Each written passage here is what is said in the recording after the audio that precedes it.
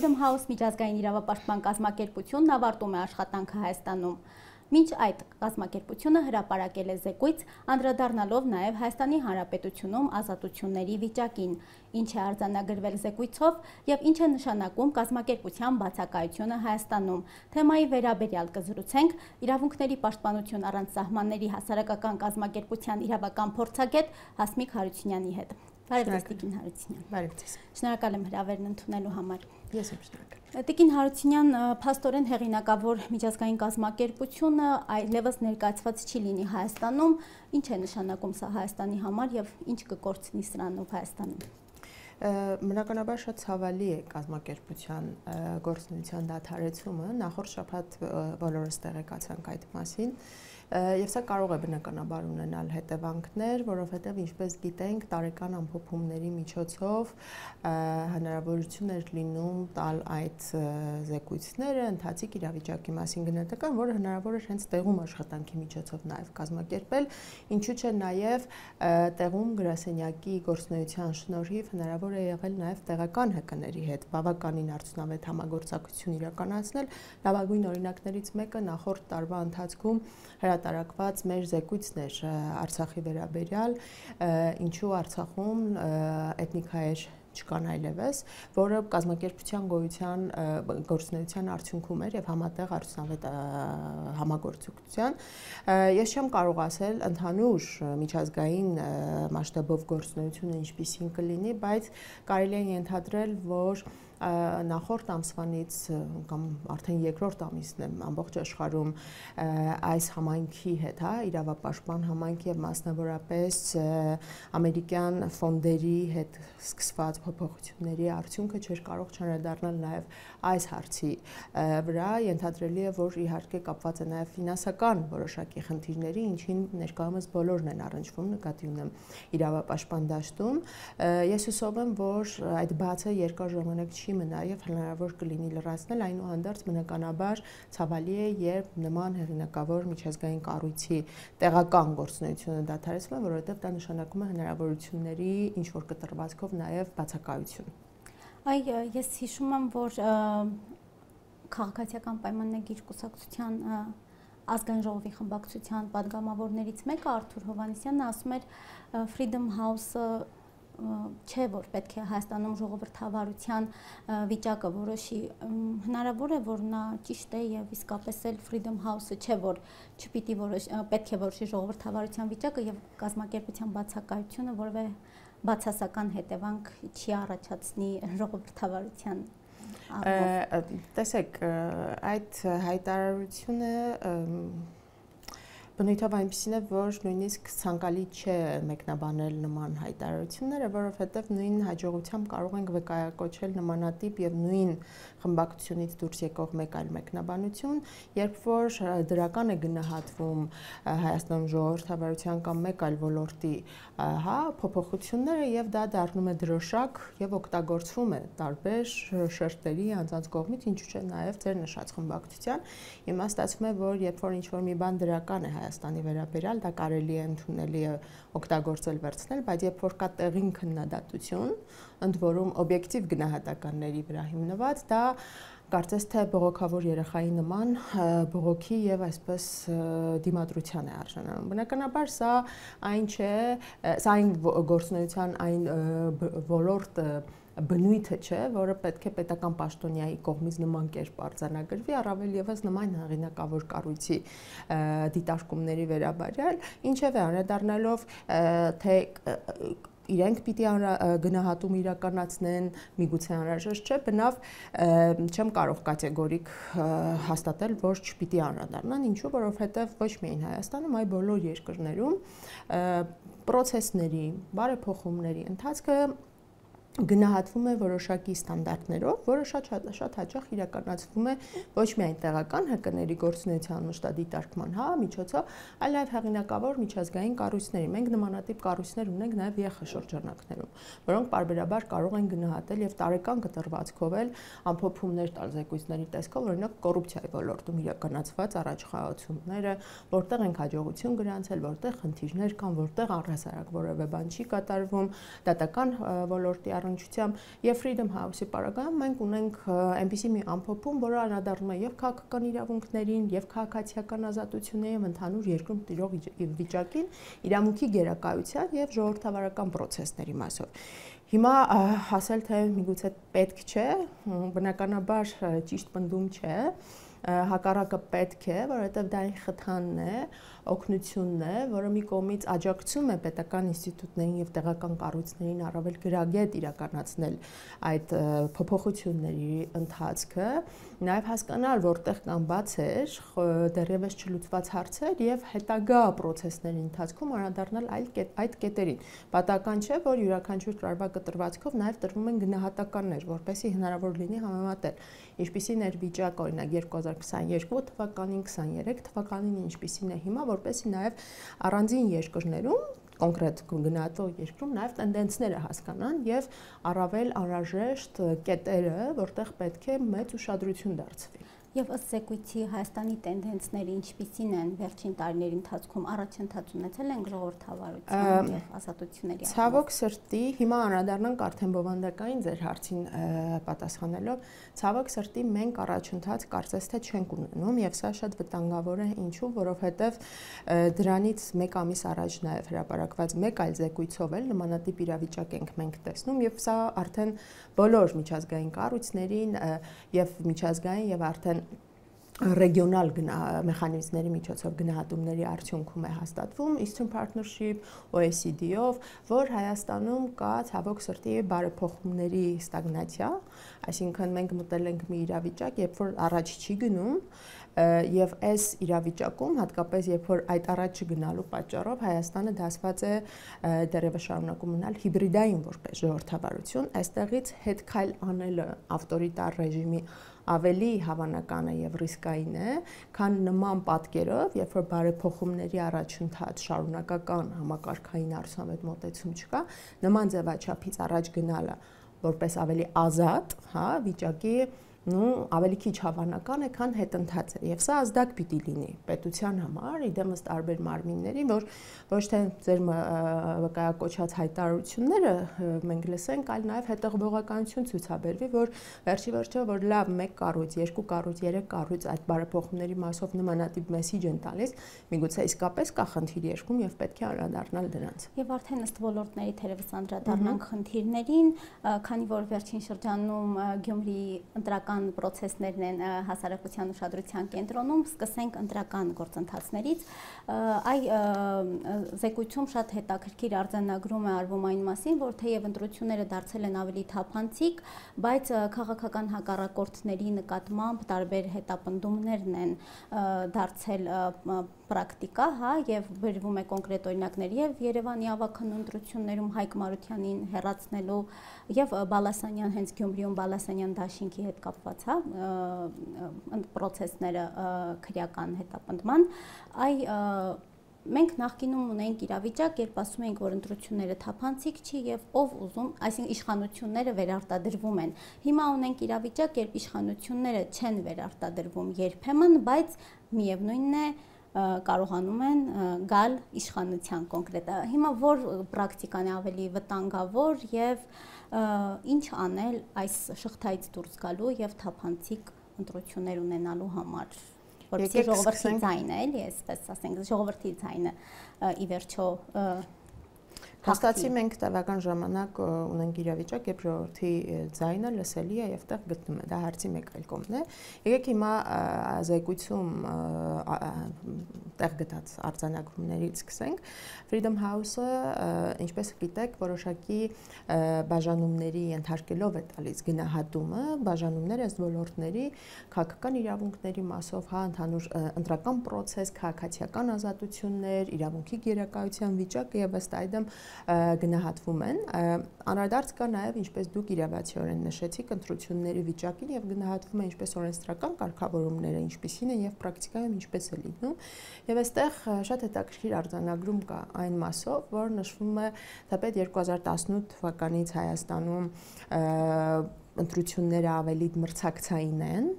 սակայն ընտրություններից հետո ընդդիմադիր ուժերը հաճախ բախվում են հետապնդումների հետ։ Սա թեպետև մեկ նախադասություն է, ինչը շատ նորմալ է նման զեկույցներում, բայց իր տակ ունի շատ ենթատեքստեր, տողատակերում կան թաքնված մեսիջներ, որոնք պետք է տեղ գտնեն արդեն համապատասխան ոլորտը կարգավորող մարմինների, անձանց եւ առհասարակ ոլորտի պատասխանատուների կողմից եւ ձեր բերած օրինակները սրա լավագույն օրինակներն են։ Դուք նշեցիք Գյումրին, դաշինքները, եկեք չմոռանանք նաեւ ինչ էր տեղի ունեցել արդեն 2 տարի կլինի, 2 տարի առաջ Ալավերդիում։ Էլի ընտրություններ էին շատ բնականon տեղի ունեցել, կարծես թե ձևավորվել էր բնական գործընթացով, հա, համապատասխան ուժը, բայց չգիտես ինչու ազգային ժողովի համապատասխան падգամավորի ուղեկցությամբ իշխող ուժի ոստիկանությունը այնտեղ փաստացի իշխանություն է փոխում։ Այդպես կարող ենք բնութագրել, սրա նույնպես անդարձ կատարվել են այլ զեկույցներում էլ եւ սա եկեք հիմա հակակշիռ դիտարկենք։ Մի կողմից պետությունը կարողացել է 18 թվականից հետո մրցակցային դաշտ ապահովել ընտրությունների համար, բայց արդյոք այն ուժը, որը շարունակ խոսում է ժողովրդավարությունից, կարողանում է ընտրություններից հետո ժողովրդավարեցման process-ները արդյունավետ կազմակերպել, որովհետև այստեղ շատ կարևոր է իմանալ եւ խոսել դրա մասին, որովհետև նույնիսկ նրանք, ովքեր առավել հաճախ են ժողովրդավարության մասին խոսում, ու տպավորություն է, որ կոնցեպտը ամբողջական չեն պատկերացնում,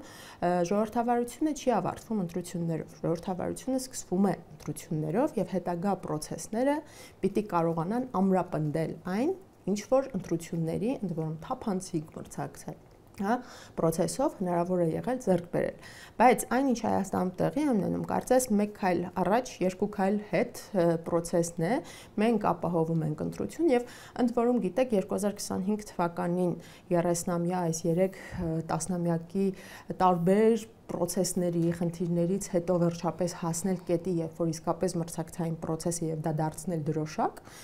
կարծում եմ մի քիչ անլուրջ էլ է, որովհետեւ ենթադրվում էր, որ 18 թվականից գոնե այս առումով պիտի հաջողություն երկիրը գնանցեր։ Կարողանում են իրենք այդ կետից հետո ապահովել նաեւ քաղաքական նորմալ process-ներ, այս է հիմնական մարտահրավերը, որ մենք տեսնում ենք արդեն քանի դրվագով տապալվում է։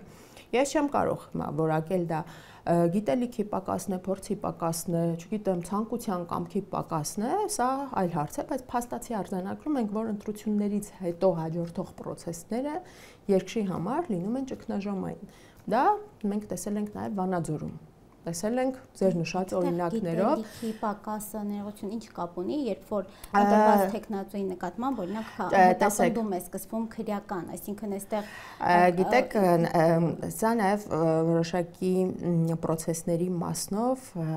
արդյունավետ մասնագիտական այդ գրագետ process-ները տանելն է, որը եթե նույնիսկ X համայնքում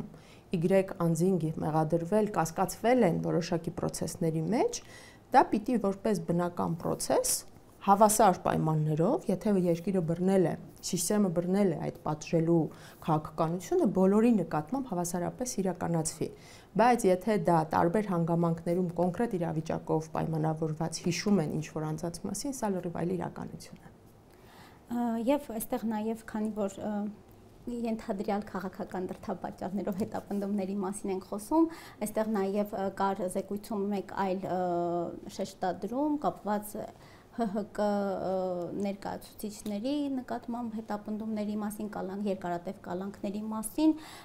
ինչ որ մի շրջան կարծես թե Հայաստանում կալանքների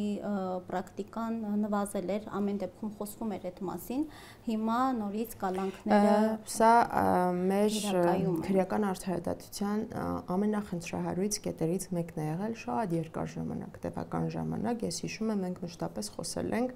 այս միջդատական վարույթում կիրառվող կալանքների շարունակականության, դրա հիմնավոր լինելու հարցերի հետ կապված եւ մի շատ մեծ տոկոս մենք տեսնում ենք քրեական գործերով, որ ականատես ենք լինում շարունակական կալանքների, որտեղ շատ հաճախ հիմքերը որպես այդպեսին չկային։ Այո, մի պահ եկավ, երբ որ կարծես թե նվազում էր տեղ ունենում, բայց կարծես թե հիմա տենդենսը էլի փոխվում է եւ այստեղ տարբեր զարգացումներ եղան։ Իհարկե նպաստեց այդ ստատիստիկայի նվազմանը այլընտրանքային խափանման միջոցների ներդրումը, սակայն երևի լրացուցիչ ուսումնասիրություններ էլ է պետք, որպեսզի հասկանանք ինչքանով է նպաստել, որպեսզի ամբողջությամբ այդ անօրինական կալանքների պրակտիկան վերացվի, բայց փաստ, որ դրա մասին զեկույցում հիշատակվում է, խոսում է նրա մասին, որ խնդիրը դեռևս արդիական է։ Եվ կալանքները դատարանի որոշմամբ են տրվում ու այստեղ նաև զեկույցում անդրադարձ կար այն մասին, որ դատարանները քաղաքական ազդեցության են ենթարկվում, ստացվում է այնպես, որ մենք տասնամյակներ շարունակ խոսում ենք նույն խնդիրների մասին, փոխվել է իշխանություն, զեկույցներում միևնույնն է չի փոխվում իրավիճակ եւ փաստացի երկրում չի փոխվում։ Ինչն է պատճառը, որ դատական համակարգը այդպես էլ չի կարողանում ազատվել քաղաքական ազդեցություններից։ Եկեք այս ցավալի եզրույթից սկսենք նախ, որովհետեւ ինչու եմ ասում ցավալի, որովհետեւ մենք ինքներս էլ ճիշտ է բնականաբար բարբերաբար խոսում ենք, բարձրաձայնում ենք խնդիրները, բայց առերեսվելով այս որակումների հետ, որ համակարգը իսկապես գտնում է ճգնաժամային վիճակում, երկրի տեսանկյունից բնականաբար ցավալի է հատկապես այն մասով, որ 2018 թվականից հետո հնչեցված բոլոր խոստումները հիմնականում նաև դատական համակարգի առողջացմանն էին վերաբերվում, ինչը փաստացի չիրականացվեց։ Հիմա ինչուին կարադառնամ, բայց եկեք նախ հասկանանք ինչ որակում է տրվել զեկույցում դատական համակարգին։ Բառացիորեն նշվում է, որ դատարանները գտնվում են համակարգային քաղաքական ազդեցության տակ, համակարգային, իսկ դատական մարմինների գործունեությունը խարխլվում է կոռուպցիայի պատճառով։ Սրանք որակումներ են եւ խնդիրներ են, որոնք խոսում են համակարգային շատ ավելի լուրջ process-ների մասին, որը փաստացի պետությունը չի կարողացել հասցեագրել եւ լուծումներ տալ։ Ինչու՞։ Արդեն ձեր հարցի պատասխանն էլ, որովհետեւ ի սկզբանե տեղի չունեցան համակարգային, այսպես հոլիստիկ մոտեցմամբ փոփոխություններ, չնայած այն հանգամանքին, որ մենք տեսնում ենք որոշակի պարբերականությամբ այդ դատական եւ իրավական բարեփոխումների ծրագրերը եւ դրանց ներքո նաեւ գործողությունները, միջոցառումները, որոնք պիտի միտված լինեին համակարգի առողջացմանը, անկախության բարձրացմանը, արդյունավետության բարձրացմանը, բայց փաստացի մենք կրկին նույն խնդիրներին ենք առնչվում։ Եվ սա եկեք դիտարկենք մի քանի հիմնական ոլորտներով, որոնցով պայմանավորված է այս գնահատականը։ Թերևս ամենախնդրահարույց հարցերից մեկը, ինչին կրկին անդրադարձ կա, դա կարգապահական վարույթներն են։ Վերջին տարիներին մենք ականատես եղանք նաև ձեր նշած գործերով նախագահների մասնակցությամբ, դատավորների վերաբերյալ շատ խնդրահարույց կարգապահական վարույթներ, եւ այստեղ նշվում է նաև դրա մասին, որ քաղաքականապես զգայուն գործերով դատավորների լիազորությունները դադարեցվել են կարգապահական վարույթներով, ինչը խնդրահարույց է։ Սա զեկույցի արձանագրումն է եւ այստեղ հիմք ընդունելով նաեւ մեր կառույցի երկարամյա մասնագիտական գործունեությունը կարող եմ նաեւ բացել եւ ներկայացնել նյուանսները, թե ինչով է խնդիրը դրսևորվում եւ որոնք են պատճառները։ Տեսեք, մենք շատ հաճախ տեսնում ենք, որ մի կողմից նախարարության կողմից իդեմս գործադիրի, արտադրության նախարարության կողմից կարող են հարուցվել վարույթներ, որոնց ընտրանքը իրականում պարզ չէ։ Եթե մենք վերցնենք պայմանական 20 դատավոր, այդ երկուսի գործերը ինչպես է ընտրվել, Իհարկե կան որոշակի խնդիրներ, բայց նաև չի փարատվում այն կասկածը, թե արդյոք մնացածները չունեն։ Օրինակ դա կարող է ժամկետների խախտմանը վերաբերվել, թե ինչպես են ընտրվել գործերը եւ ինչպես են հետագայում այդ խնդրահարույց կարգապահական վարույթների ընթացքում դա լիազորությունները դադարեցվել, որովհետեւ հաջորդ խնդիրը, որին նաև մենք բախվում ենք, դա համաչափության սկզբունքի պահպանությունն է, որը մշտադիտարկումը մեր ցույց է տալիս, որ ոչ միշտ է պահպանվել, արդյունքում այդ process-ը ամբողջությամբ դառնում է խնդրահարույց։ Մենք տեսանք այդ խնդիրը Աննա Դանիբեկյանի գործի հետ կապված, որը ի սկզբանե հարուցումը այդ վարույթի խնդրահարույց էր, որովհետև հարուցվեց մի վիդեո ռոլիկի տեսանյութի հիման վրա, որը պատրաստվել էր դատական դեպարտամենտի կողմից եւ այդ ռոլիկի մեջ ի սկզբանե արդեն անմեղության կանխավարկածի սկզբունքը շատ մտահոգիչ էր, պահպանվել է այն թե չէ եւ հետագայում դրա հիման վրա կառուցել կարգապահական վարույթ եւ լիազորությունները դադարեցնելը կրկին խնդրահարույց էր։ Մենք նախորդ տարիներին արձանագրել ենք նաեւ դեպքեր, երբ որ իմ նշած ժամկետների չպահպանման հետ կապված են վարույթներ հարուցվել եւ այստեղ խնդիրը, ինչպես արդեն նշեցի, ինչպես են ողջ համակարգից առանձնացվել կոնկրետ այդ դատավորները, որն է եղել չափանիշը, ընտրանքը, որովհետեւ ժամկետների պահպանումը դատավորների ծանրաբեռնվածությամբ պայմանավորված համակարգային է եւ այստեղ միգուցե կարիք կար ոչ թե հատային գնալ ինչ-որ դատավորների հետևից, այլ լուծում տալ համակարգային այդ գեր ծանրաբեռնվածության խնդիրը, որովհետեւ 1-2 դատավորին այդպես պատժելով, ու այստեղ պիտի կրկին նշեմ, անհասկանալի է թե ինչպես են կոնկրետ այլ դատավորներ ընտրվում, խնդիրը մեծ հաշվով չի լուծվում։ Շարունակում են նույն խնդիրը համակարգում գոյություն ունենալ։ Եվ պատճառներից մեկը թե ինչու չի առողջանում համակարգը, դա այն էր, որ բառացիորեն տապալվեց խոստացված վեթինգը, դրա մասին չարժել այլևս խոսել, որովհետև 7 տարի հետո ես կարծում եմ անլուրջ է նման երևույթներին այլևս անդրադառնել, բայց փաստացի պետությունը չի կարողացել դատական համակարգը առողջացնել, համակարգային ռեֆորմի ենթարկել, որը կկարողանար նաև ազդել ընդհանուր արդյունավետության եւ անկախության վրա։ Կարևոր հարցերից մեկը, որ հիշատակված էր, մենք այս մասին խոսել ենք նաև միասին բազմիցս եւ ցավալի է, երբ որ տեղական մակարդակում փորձագետները, ՀԿ-ները արձանագրում են, դա չի հասնում պատկան մարմիններին եւ խոսքը ոչ միայն նախարարության, ԲԴԽ մասին, այլ նաեւ վերջնական այդ փոփոխություններին կյանք տվող իդեմս ազգային ժողովի, կյանք տվող մարմնի իդեմս ազգային ժողովի, որտեղ վերջնական այդ փոփոխությունները իրենք են, հա, իրենց օրենսդրական փոփոխությունները ընդունելով դակում, խոսքը դա հատուկ կարգի մասին է, երբ որ ներդրվեց ոլորտում, ինչու մենք դա գնահատեցինք խնդրարույց եւ ինչու դա նաեւ տեղ գտավ այս զեկույցում, պատճառը այն է, որ փաստացի ստացվում է, որ շատ հեշտացված կարգով տեխնացուները դատավորի դառնում են դատավոր, շրջանցելով Արդարադատության ակադեմիայում ուսումնառության պահանջը։ Սա կարևոր է շատ։ Կարևոր է, որովհետեւ դարբնոցը չանցնելով այն մեխանիզմը, որը պիտի մասնագետին թրծի պատրաստի որպես դատավոր, մենք ունենալու ենք մի իրավիճակ, երբ որ համակարգ մուտք կգործեն կադրեր, ովքեր ուղղակիորեն պատրաստ չեն լինելու այդ գերպատասխանատու աշխատանքին եւ սա ոչ թե նշանակում է քննադատություն սոսկ, հա, կամ պիտակավորում այդ տեխնացուներին, այլ օբյեկտիվ իրականությունն է, պատահական չի համակարգը ներդրել Արդարադատության ակադեմիայում ուսումնառության հնարավորությունը, որովհետեւ նույնիսկ եթե դու ընտիրագույն մասնագետ ես, քեզ պետք են որոշակի պրակտիկ հմտություններ, որոշակի ավելի նեղ մասնագիտական հմտություններ, դատական process-ը վարելուց սկսած մի շարք այլ, հա, հմտություններ, որոնք տրվում են ակադեմիայում այդ ուսումնառության միջոցով։ Մոտ 6 ամիս էր ուսումնառություն ակադեմիայում, ճիշտ եմ հիշում։ Միջինում 7-8, այո։ Այդ ժամանակահատվածը դա այն ժամանակահատվածն է, որ անձին պետքա տա այդ հմտությունները, ի վերջո հատուկ կարգով բոլոր անձինք չի, որ կարողանում են չէ անցնել, հատուկ կարգով դատավոր դառնում են անձինք, որոնք ավելի բարդ ընթացակարգերով են անցնում մինչև վիճելի է այդ բարդի հանգամանքը ինքնին, որովհետև ոչ ոք հնարավորություն չի ունեցել գնահատել արդյոք այդ process-ում խնդրի կազմակերպումը, հա, իրավական խնդիրն է եւ թեստը իսկապես բարդ է թե ոչ, դա հարցի մեկ այլ կողմն է, բայց 6 ամիս, 8 ամիս, նույնիսկ եթե 4 ամիս լինի, դա անհրաժեշտ է, որպեսզի անձը որոշակի պատրաստվածություն ստանա լրացուցիչ։ Նույնիսկ լինելով, ես էլի եմ կրկնում, լավագույն մասնագետներից մեկը դատական համակարգ որպես դատավոր մուտք գործել է, դա այն պատասխանատու աշխատանքն է, որը պահանջում է ունեցած կարողությունների, պրակտիկ հմտությունների ուժեղացում, ընդլայնում, որի պատասխանատուն հենց ակադեմիան է, հենց այնպես չի ստեղծվել այդ ինստիտուտը։ Եվ զեկույցում անդրադարձ կար նաև հակակոռուպցիոն մարմինների գործունեությանը,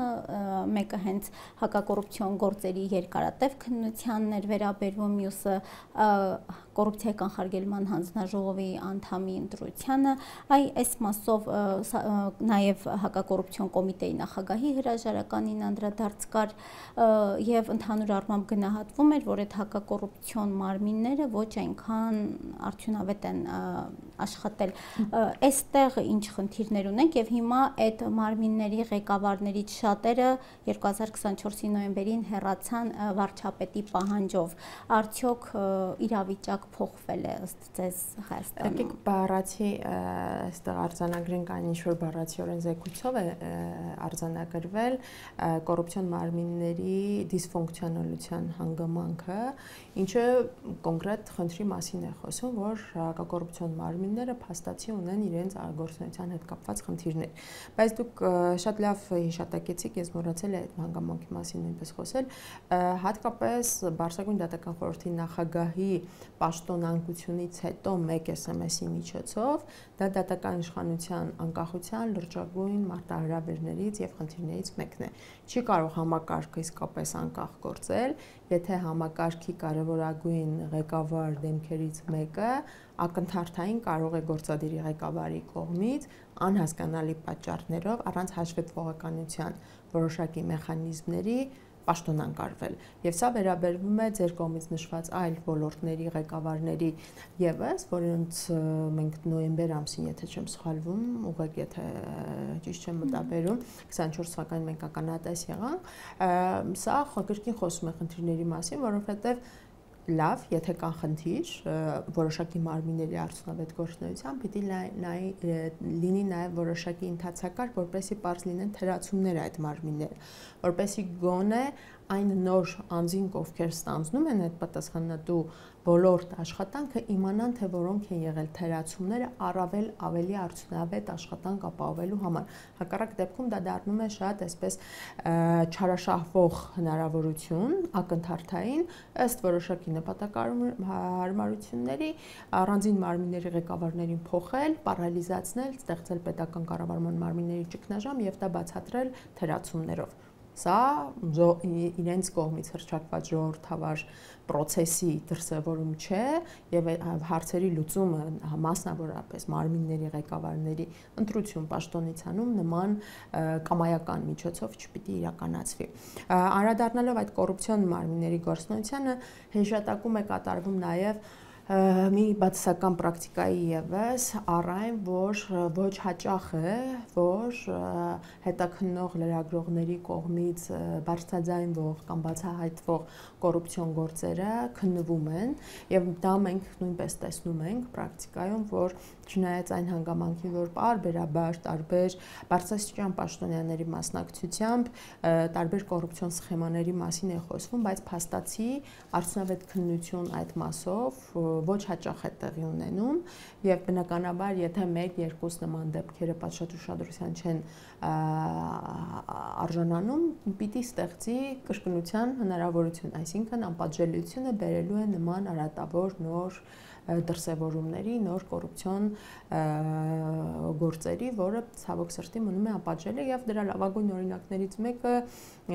չեք զարմանա, եթե հիշատակենք, դա Տիգրան Ավինյանի հետ կապված հարցներ, ընդ որում վերջինիս մասով նույնպես արձանագրում կա, արդեն քաղաքացիական ազատությունների մասով, որ իր վերաբերյալ իր մասնակցությամբ կոռուպցիոն սկանդալը բացահայտելուց հետո լրատվական կայքին դատի են տալիս։ Եվ այստեղ նաև մի կարևոր բան նշենք, որը թերևս աննախադեպ է, հիմնական ստատիստիկայի աճ է տեղի ունեցել, թվի աճ լրագրողներին դատի տալու պրակտիկայի, որոնց մեծամասամբ հենց պաշտոնատար անձինք են մյուս կողմը, այսինքն դատական մեխանիզմը դարձել է, այսպես ասած, պատժելու, ճնշելու նոր գործիք պաշտոնատար անձանց ձեռքում։ Եվ նաև բացի լրագրողներից հիշատակում կար նաև այն մասին, որ խոսքի ազատության սահմանափակման դեմ խոսքի ազատության վերաբերյալ մի քանի քրեական գործեր կան եւ դրանց մեծամասնության դեպքում վարչապետ Նիկոլ Փաշինյանի դեմ ուղղված խոսքն է, որ քրեական հետապնդման պատճառ է դարձել։ Այս մասով դուք արձանագրում եք, արդյոք համամիտ եք զեկույցում տեղ գտած ձևակերպումների հետ եւ միակ դեպքը չէ, վերջերս ունեցանք նաեւ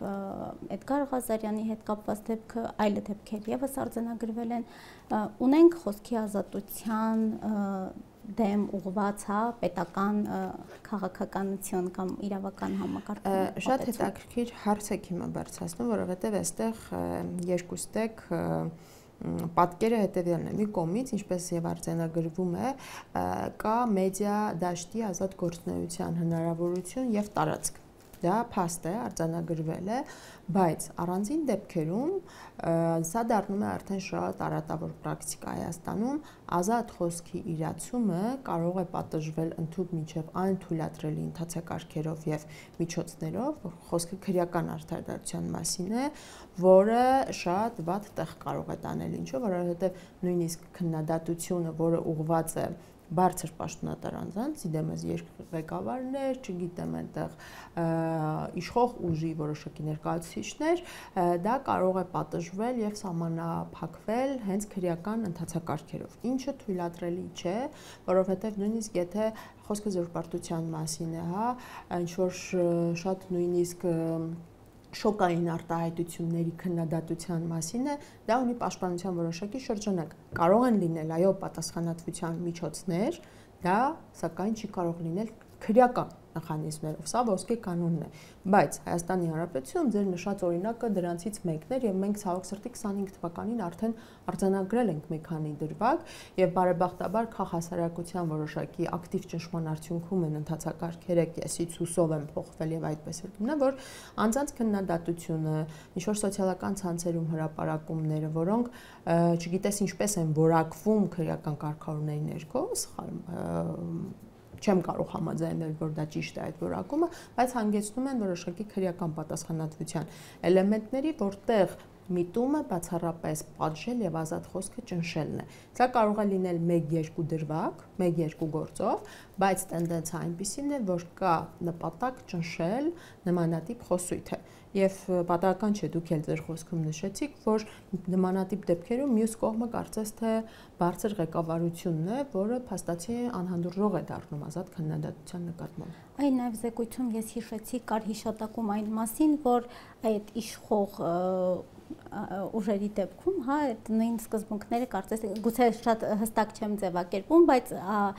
հարցն այն էր, որ եթե քաղաքացիներին դա թույլատրելի չէ, ապա նույն հետևողականությունը չի դրսևորվում նաև իշխանության խոսքերի նկատմամբ։ Արդյոք իշխանությունները անցնում են այդ խոսքի ազատության սահմանները ձեր կարծիքով։ Սա ավելի համալիր ուսումնասիրության երևի թե պետք է ենթարկվի, որովհետև սա Հայաստանի ներկայիս ստեղծված իրավիճակի ամենահարատավոր երևույթներից մեկն է, որ ազատ խոսքը լինելով շատ կարևոր արժեք, խոսքի ազատությունը ինքնին որպես հիմնարար իրավունք, կարծես թե դարձել է շատ վիճելի երևույթ, որովհետև մենք տեսնում ենք ծայրահեղացված երևույթներ ընդհանուր միջև ազգային ժողովի ամբիոնից սկսած։ Մի պահ մենք հանգիստ թողնենք զեկույցը, մեր իրականությունը քննարկենք,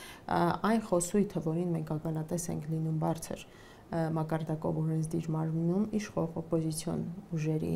միջև եւ համատեքստում չէր կարող իր արտացոլանքը ամենօրյա հանրային կարգում տեղ չգտնել, որովհետեւ դա ոչ միայն օրինակ է, այն նաեւ այն նորման է սահմանում, որը դառնում է արդեն բնականon երևույթ եւ տվյալ պայմաններում չի էլ կարող հավասար մոտեցում լինել ազատ խոսքի իրացումը իշխանության կողմից, ինչ հետևանքներ կիրասնի եւ հակառակը, որովհետեւ փաստացի այդ պահի իշխանության կրողը իրենք են եւ այդ գործիքակազմերի իրականացումն էլ եւ գործարկումը իրեն ձեռքում է գտնվում։ Պատահական չի նշած օրինակները, որ կամայական ձևով մենք տեսանք, չէ, հրապարակի այդ խնդրահարույց տեսանյութի տարածումից հետո սոցիալական Facebook սոցիալական ցանցում արված հրապարակումից հետո ինչպիսի խնդրահարույց հոդվածով բարույթարուցվեց եւ ընդհանուր միջև կալանավորման էր գնում անձը, որը շատ խնդրահարույց է եւ սովորական պայմաններում չէր կարող նման process առհասարակ նախաձեռնվել։ Եվ զեկույցի մի հատված նվիրված էր հավաքների ազատությանը, այդ թվում մեծ անդրադարձ կար կատարված 2024-ի հունիսի 12-ի դեպքերին, այս մասով կրկին տարիներ շարունակ մենք խոսում ենք նույն խնդիրների մասին, այդ նույն հավաքների միջոցով ընդ որում իշխանություն է փոխվել։ Հիմա այն, ինչ թույլատրելի էր 2018-ին, թույլատրելի է ձեր կարծիքով քաղաքացիներին այսօր եւ ինչ իրավիճակ ունեինք մինչեւ 2018-ը։ Ձեր նշած օրինակը, որը զեկույցում էլ տեղ է գտել, հունիսի 12-ը 24 թվականի, իրականում շատ կարևոր միջադեպը ինքնին շատ խնդրահարույց, շատ ցավալի էր, բայց նաև կարծում եմ այն առանցքային կետն էր, որտեղ նաև քաղաքասարակությունը առերեսվեց նաև այն իրականության հետ, թե ինչքանով է ունակ հավատարիմ մնալ մինչև 18 թվականը պաշտպանվող արժեքներին եւ սկզբունքներին եւ արդյոք ունակ է պահել այդ նույն մոտեցումները 18-ից հետո իրականություն դարձած իրականությանը եւ դրսեւորումներին։ Սա ես հատուկ եմ արձանագրում եւ ուզում եմ բոլորս հետեւողական լինենք եւ երևույթի եւ իմ նշած արձանագրման նկատմամբ, որովհետեւ սա մի երևույթ էր, որը նաեւ շատ մեծ քննարկումների եւ բանավեճի ընդհանուր միջև տեղիք տվեց նաեւ քաղաքասարակության մեջ, որովհետեւ ձեր նշած իշխանությունը, որը իշխանության եկավ հավաքների, ազատ հավաքների եւ այդ ազատ process-ների արդյունքում շատ վայելում էր նաեւ քաղաքասարակության աջակցությունը եւ ես հուսով եմ, որ միահամուռ կերպով այդ մոտեցումը նաեւ հետագա process-ներում էլ Հայաստանի Հանրապետությունում ցանկացած հավաքի դեմոնստրացիայի հավաքների, չգիտեմ, ցանկացած դրսևորման պարագայում կունենա նույն աջակցությունը սահմանադրական եւ միջազգային այն նորմերին համահունչ, որը իրականում կա։ Սա զուտ ընդհանուր արձանագրում, որը շատ կարևոր է։ Հիմա այս հունիսի 12-ի համատեքստում զեկույցը նշել է եւ հատուկ է այդ օրը նշել, որովհետեւ աննախադեպ էր հատուկ միջոցների կիրառումը եւ այդ աննախադեպ բառը զեկույցում ինքնին արտացոլված է այն մասով, որ հունիսի 12-ին ոստիկանությունը կիրառեց աննախադեպ եղանակով հատուկ միջոցներ եւ մասնավորապես այդ նռնականետները, որը հասցրեց ավելի քան 100 անձի վնասվածքների եւ հարյուրավոր անձինք էլ ընդհանուր ձերբակալվել էին, հիշում ենք բոլորս այդ օրը եւ զարգացումները, սա այդ օրվա միայն խնդիրը չէ, մենք այս երևույթին ականատես ենք լինում փաստացի արդեն տասնամյակից ավել, հետ գնանք 2015 թվական, 2016 թվական, Սասնա ծռերով պայմանավորված զարգացումները, Սարի թաղի ցավալի դեպքերը, 17 թվականին նույնպես 18 թվականի ցույցերի ժամանակ, որը մեկ ամիս շարունակ տարբեր դրվագներով տեղի ունեցավ, խախտումներ եւ այլ հետագա դրսեւորումներ եւ հետագայում մենք արդեն 20 թվականից 21 թվականից որոշակի պարբերականությամբ ելի ցավալիորեն նույն երևույթին ենք ականատես լինում, որոնք են հիմնական խնդիրները այստեղ։ Փաստացի օրենսդրական մակարդակով մենք ունենք շատ գեղեցիկ ամրագրված խոսքի ավակների ազատության կարգավորումները, որոնք կատարյալ համահունչ են միջազգային նաև ստանդարտներին, կարգավորումները խնդրահարույց չեն ինքնին, սակայն պրակտիկայում դրա ապահովելը խնդրահարույց է եւ ոչ միշտ է, որ երաշխավորվում է։ Իսկ այդ ոչ միշտ է, որ երաշխավորվում են, պայմանավորված է մեկ հիմնական հանգամանքով, որը կապված է ոստիկանության կողմից կիրառվող ուժի համաչափության հետ։ Փաստացի արդեն չեմ կարող նույնիսկ ժամանակահատված կամ ստատիստիկա նշել, թե քանի դրվագով է արձանագրում, որ ոստիկանությունը ունակ չէ համաչափ ուժ կիրառել եւ մեկ պարզագույն խնդրի հարցի պատասխան մենք չենք կարողանում ստանալ։ Արդյոք այդ իրավիճակում կիրառված միջոցը անհրաժեշտ էր եւ համաչափ էր այն խնդրին, որը այդ պահին կար եւ արդյոք մենք չէինք կարող ավելի նվազ միջոցով ավելի նվազ ուժի գործադրմամբ կանխել այն ենթադրյալ խնդիրը, որը պիտի իրականանար, հա, հունիսի 12-ի մասին սա վերաբերվում է եւ վերաբերվում է այն բոլոր տասնյակ դեպքերին, որոնք տեղի են ունեցել նախկինում էլ, եւ սա հատուկ պիտի նշենք նաեւ, որ ցավոք սրտի մենք արձանագրում ենք, որ կազմակերպությունը ներգրաված լինելով նմանատիպ դեպքերի ուսումնասիրության, դատական գործերով դժողների պաշտպանության գործերին, տասնամյակից ավել է մենք արձանագրում ենք, որ նույնիսկ այդ միջադեպերի արդյունավետ քննություն 2025 թվականի դրությամբ մենք չունենք։ Չկա գեթ մեկ իրավիճակ, որ մենք կարող ենք ասել, որ այս դրվագում տեղի ունեցած խախտումը արժանացել է արդյունավետ քննության եւ որևէ ոստիկան կամ պատասխանատու անձ պատժվել է, ինչը լավագույն երաշխիքներից մեկը կարող է լինել, որ հետագայում նմանատիպ դեպքեր տեղի չունենային։ Գիտեք, մենք քրեական գործերով իմ գործընկերները արդեն շրջապտույտի մեջ են։ գործը կասեցվում է, բողոք ենք ներկայացնում, կրկին կասեցվում է եւ այդ գործերը զուգահեռ գտնում են Եվրոպական դատարանում։ Եվ այստեղ էլ բարեբախտաբար պիտի նշեմ ուրախությամբ, որ մի քանի օր առաջ ընդամենը մենք ունեցանք այնտեղ զարգացում, երբ որ արձանագրվեց խախտումը, այն դեպքում խնդրում եմ ուշադրություն դարձրեք, երբ այդ գործը այստեղ դեռևս քննվում է եւ այդ կասեցում, վերաբացում process-ն են գնում։ Հիմա ես ինչու նաեւ հղում կատարեցի նախկինին, որպեսզի պարզանա, որ ոչ միայն մենք չենք կարողացել ոստիկանությունը այդ համակարգային բարեփոխումների ենթարկել, այլ այն բոլոր արատավոր դեպքերը, որ նախկինում արձանագրվել էին, արդյունավետ քննություն փաստացի տեղի չի ունեցել, ավելի վատ այն անձինք, ովքեր հիմնական պատասխանատուներն էին այդ գործերով եւ տարբեր պաշտոններ էին զբաղեցնում 18 թվականից առաջ, մենք 18 թվականից հետո այդ պատասխանատուներին տեսանք պաշտոնավարման առաջխաղացման ցանկերում եւ հիմա ավելի բարձր պաշտոններ են զբաղեցնում։ Կարող ենք ակնկալել, որ վերջապես որևէ մեկը կարող է պատժվել, բնականաբար ոչ, եւ այս անպատժելիությունը, որին մենք ականատես ենք լինում ոստիկան քաղաքացի հարաբերություններում, բնականաբար տանելու են նոր եւ նոր զարգացումների, խախտումների տեսքով։ Տիկին Հարությունյան, մենք խոսեցինք զեկույցի միայն բացասական կողմերի մասին, մի լավ բան, հա, խոսույթ է դարձել, ինչ կար, որ դրական էր այնուամենայնիվ առաջընթաց էր Հայաստանի համար զեկույցում։ Տեսեք, ընտրական process-ների մասով կարգավորումների, թե ինչպես է կազմակերպվում, նշած այն շարունակ ընտրության կազմակերպման շարունակումը մի պահ էր, դրան հաջորդող process-ները մեկ այլ պահ էր, բայց եթե մենք բացենք եւ ցանկով անցնենք գնահատումները, կարող ենք տեսնել, որ այդտեղ շատ մեծ խնդիրներ օրենսդրական կարգավորումների մասով գոնե չկար։ Մեդիա դաշտի ազատ գործունեության մասով նույնպես Հայաստանի Հանրապետությունը տալիս է այդ ազատ տարածքը։ Այլ բան է, որ առանձին դրսևորումներին, հա, ազատ խոսքի իրացման հնարավոր չէ նույն երաշխիքները տրամադրել պրակտիկայում ապահովման։ Հիմա դրականը, գիտեք, շատ հաճախ գործընկերների կողմից էլ եւ ինչու՞ չէ նաեւ պաշտոնատար անձանց կողմից շատ ռետորական հարց է հնչում, թե ինչու է միշտ Հայաստանը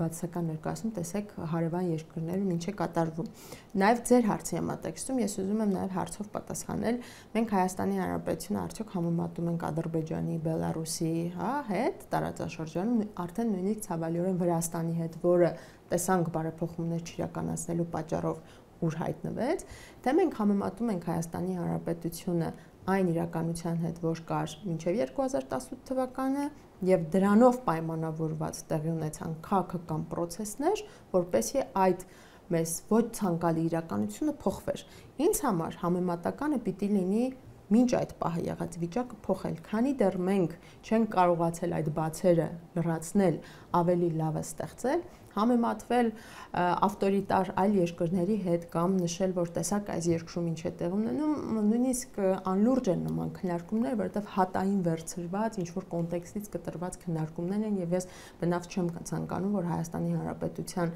հնարավորությունները եւ ժողովրդավարացման տենդենսները նման հարթության մեջ քննարկվեն։ Շնորհակալություն Factor TV-ի զրուցակիցը իրավունքների պաշտպանություն առանց սահմանների հասարակական կազմակերպության իրավական փորձագետ Հասմիկ Հարությունյանն էր։